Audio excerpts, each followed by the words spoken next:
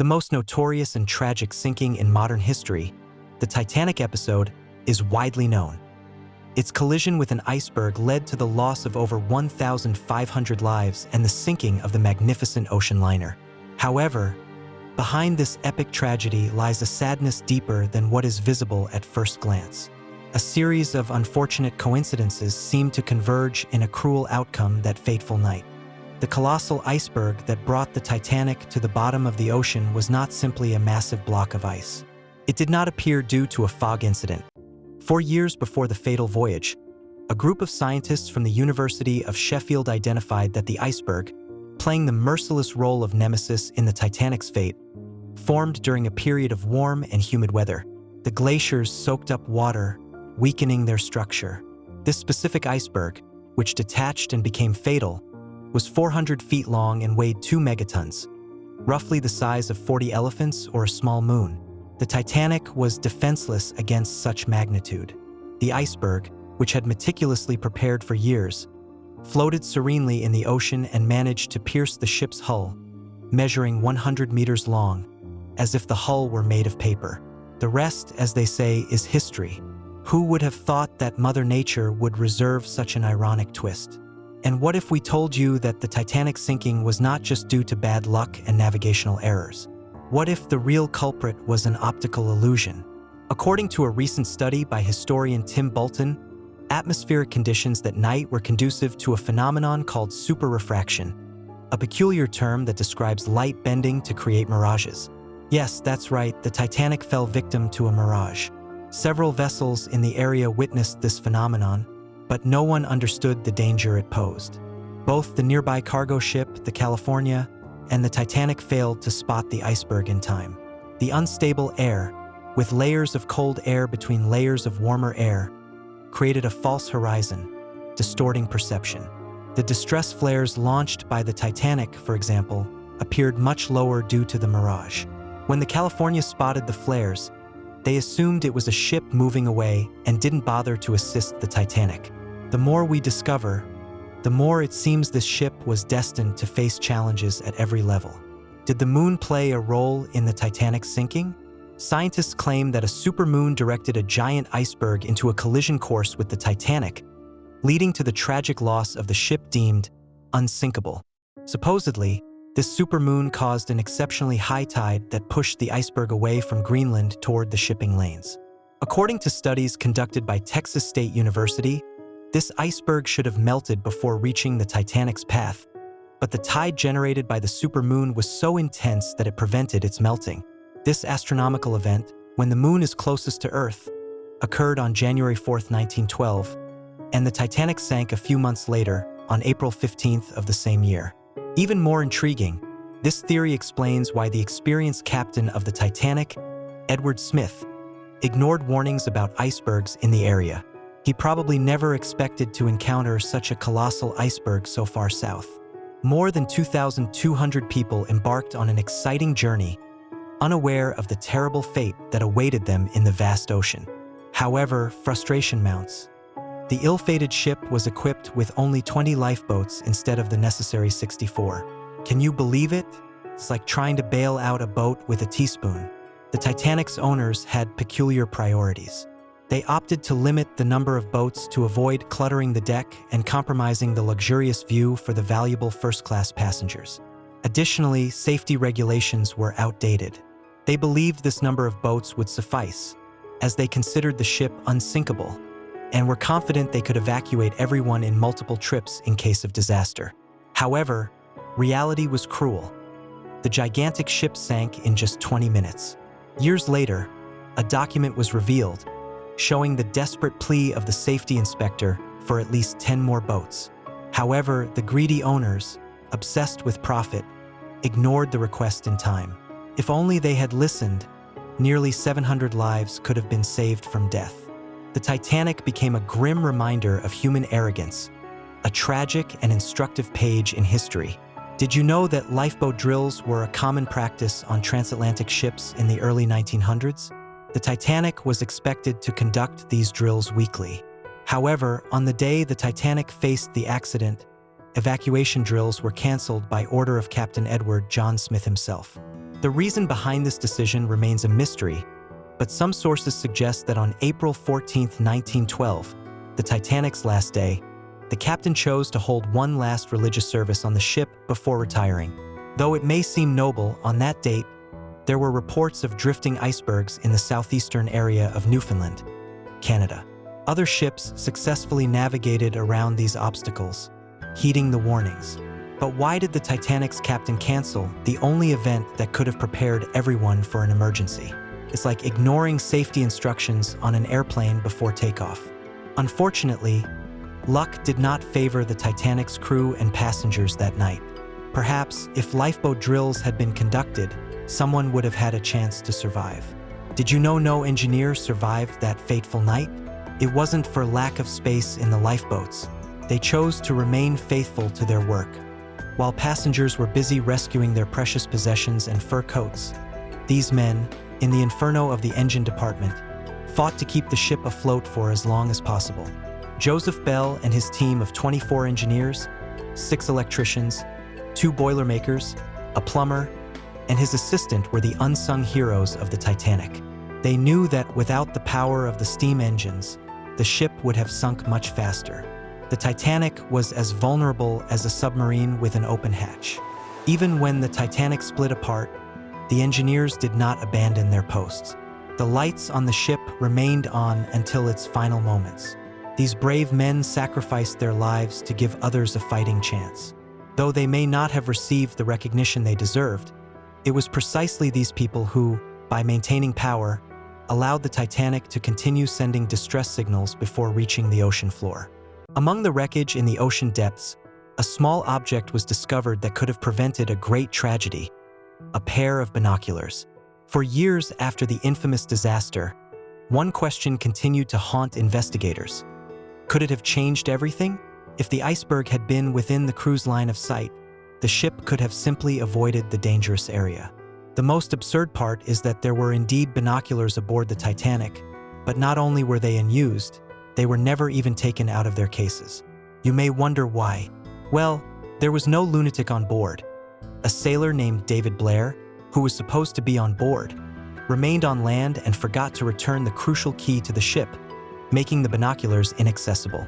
One of the survivors boldly claimed that if those binoculars had been available, they would have seen the iceberg and could have maneuvered to avoid it. Although skeptics argue that it was completely dark, a moonless night, and no one was lighting the way, the ocean was eerily calm, without a single ripple. At least the waves would have alerted the crew to the imminent danger. Imagine the night of April 14th to 15th, 1912. The California was navigating the icy waters of the North Atlantic, its crew busy with their duties, when suddenly they spotted the lights of the Titanic on the horizon. The California's crew saw distress rockets and informed Captain Lord, who was sound asleep in his cozy bed. He suggested using Morse code to communicate with the Titanic. When the California's officers saw more rockets, what did the captain do? He simply ignored it, thinking they were signals from some company. But the true horror became evident when the Carpathian arrived to rescue the survivors. It was only then that the California finally moved from its position. However, they only found wreckage. That was all. Later, Captain Lord gave contradictory and incomplete testimonies, claiming his ship was 30 miles from the Titanic, while the crew insisted they were less than 20 miles away. And what happened to the logs? They conveniently disappeared. Investigations blamed Captain Lord and his crew.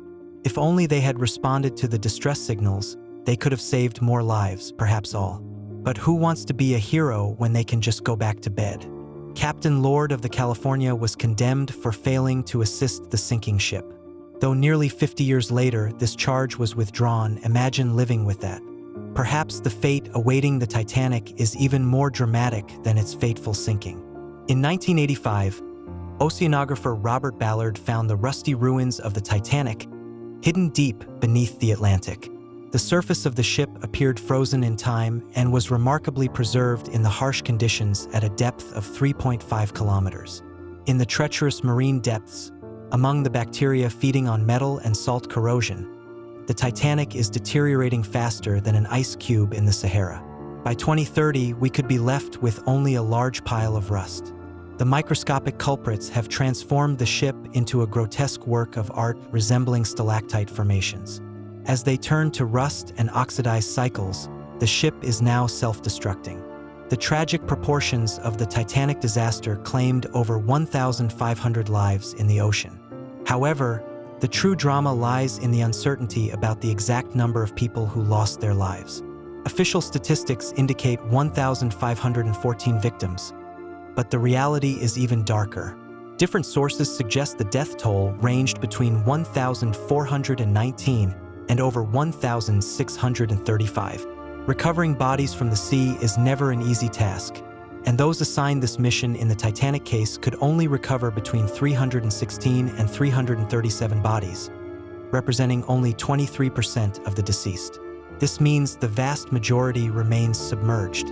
Furthermore, even to this day, there are reports of bodies found but without identification. In Halifax, Canada, 42 bodies were buried. Identifying people who traveled under aliases when the lists of survivors were compiled is a challenge. Chaos and horror prevailed in the face of tragedy. For example, only in 2008 was a single body identified, that of 19-month-old Sydney Leslie Goodwin. Though it was after 96 years, it is comforting that identification occurred. The human remains remain among the wreckage at the bottom of the ocean. The massive ship took countless lives to the depths, and they remain as eternal prisoners of the disaster. In 2004, an image emerged, revealing more than just sand and debris. A pair of shoes and a leather coat, suggesting the presence of human remains trapped in the heart of the ill-fated ship. Renowned filmmaker James Cameron, who dived to the Titanic wreck site 33 times, claims never to have witnessed signs of human remains or personal belongings. However, considering the scale of the tragedy that claimed around 1,500 lives, it's unlikely all the victims left the ship. It's evident that the Titanic wreck is not a spectacle, and there is no desire for onlookers or looters in the depths, where countless unidentified bodies may rest in the ship's dark corridors. The struggle to preserve the integrity of the site began decades ago, when the Titanic was discovered resting 3 kilometers deep in the cold waters of the North Atlantic. In 1986, the Titanic was designated as a monument to protect the site, but all those lost souls found eternal rest. About 1,500 lives lost at sea. Reflect for a moment. Only approximately 340 bodies were recovered. The rest disappeared forever. We all know the tragic loss of lives on the Titanic, but did you know that even before its departure, the ship had already claimed the lives of 8 workers and encountered 28 serious accidents during its construction? In fact, the death toll could have been even higher. Given the time and scale, the Titanic's construction cost £1.5 million, which, for every £100,000 invested, implied an estimated risk of 1 death during the process. Cynically, it was expected that about 15 deaths would occur.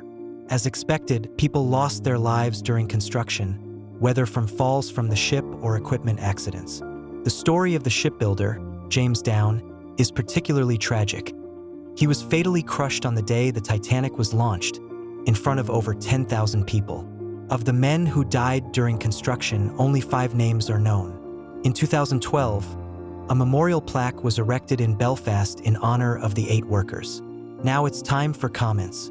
This image was shared by one of our researchers. They were examining several images of the Titanic wreck when they came across this intriguing photo that had gone unnoticed. It resembles a submerged human figure among the ship's wreckage. The Titanic sinking shook the world. Perhaps you can help us uncover the mystery behind this photograph. Could it be someone's ghost? Please leave your comments below and share your thoughts. A Japanese man was convicted of an unusual crime: surviving. Jizono, a public official sent to Russia on an official mission by Japan's Ministry of Transport, was returning to New York and boarded the infamous Titanic as a second-class passenger to avoid causing discomfort to first-class passengers due to his non-European appearance. Despite being a government official, he could have traveled comfortably in first class. On the fateful night, a waiter woke him, and as he tried to reach the deck, a crew member assumed he was a third-class passenger, blocking his path as Jizono watched lifeboat number 10 being loaded. An officer exclaimed, "There's room for 2 more," and a man jumped aboard. Gisono decided to follow suit, not realizing this would mark the beginning of his downfall. Initially, Gisono's story attracted little attention until he returned to New York with his friends from the Mitsui Company, seeking help to return home. However, upon returning to Japan, he received no sympathy or welcome. The local newspaper labeled him lucky, sparking a widespread backlash. A lifeboat sailor, Edward Bean, alleged during a U.S. Senate investigation that both Gisono and the other man disguised themselves in women's clothes to board the lifeboat. The Japanese press called him a coward, and he faced social condemnation. He lost his job and was even criticized in textbooks. However, due to his competence as an official, he was eventually reinstated by the ministry and continued serving until 1939, with his survival story neither proven nor refuted. Among the Titanic's victims were not only people but also pets on board. Of the 2,200 people who booked passage on the maiden voyage across the Atlantic, many opted to bring their dogs with them, including the ship's captain, who brought his beloved Russian Greyhound, and a total of 9 dogs were on board.